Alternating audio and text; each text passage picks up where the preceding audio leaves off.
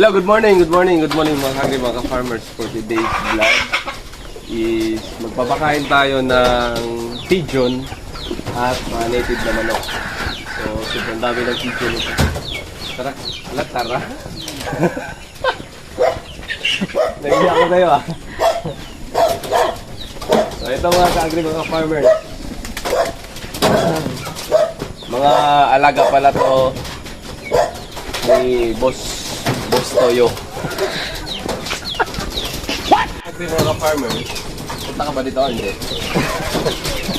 Ipakita ko sa inyo yung mga salapati na salawan. Punta ka dito. Ang sabi kameraman eh.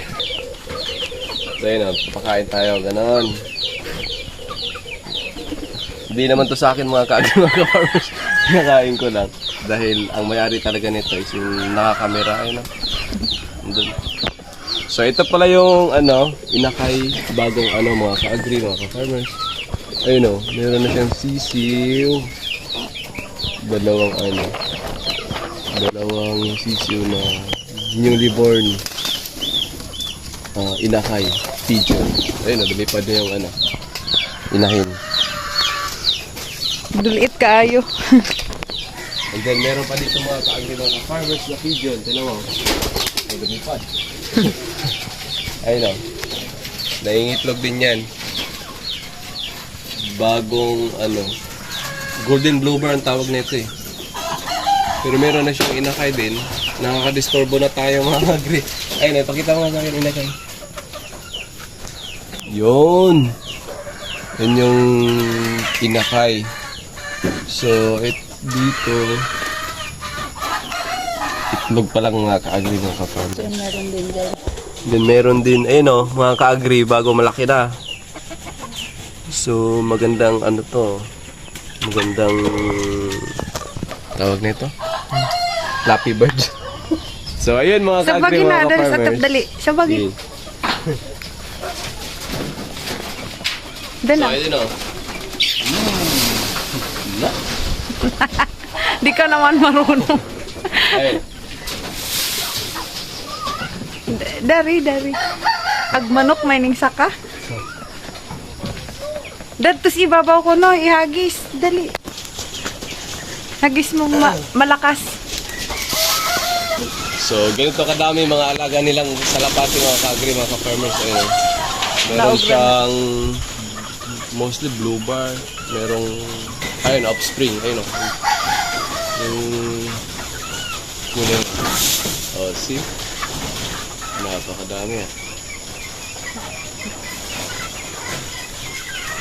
Ganda. Nabusog na. Di na mukain. Gaw-okra. Ang galing. Nawa na. Ito na speakers by. So ito rin yung mga live chicken, mga ka-agri, pinapakain din namin dito ngayon. Is si boss yung tagapakain. And then sa kanila din naman to. Then ito yung bahay ng lola niya, yung mga ninuno niya. So tabi rin ng bahay nila. And then yung mga kalapati, mga ka-agri na sambong. So double purpose to yung pagpapakain, mga ka-agri, mga ka-farmers. Manok at yung kalapati. Happy naman sila na meron silang mga kalapati. Kumbaga, hobby na rin nila ng pag-aalaga ng mga pigeon. Then, meron din silang mga alagang ibang ibon. Then, yung mga native chicken at yung mga manok panabong, mga ka-agri. Isa din yun sa mga inaalagaan nila. So, ngayon is kasalukuyan pa rin tayong nagpapakain ng mga alagang salapati or kalapati.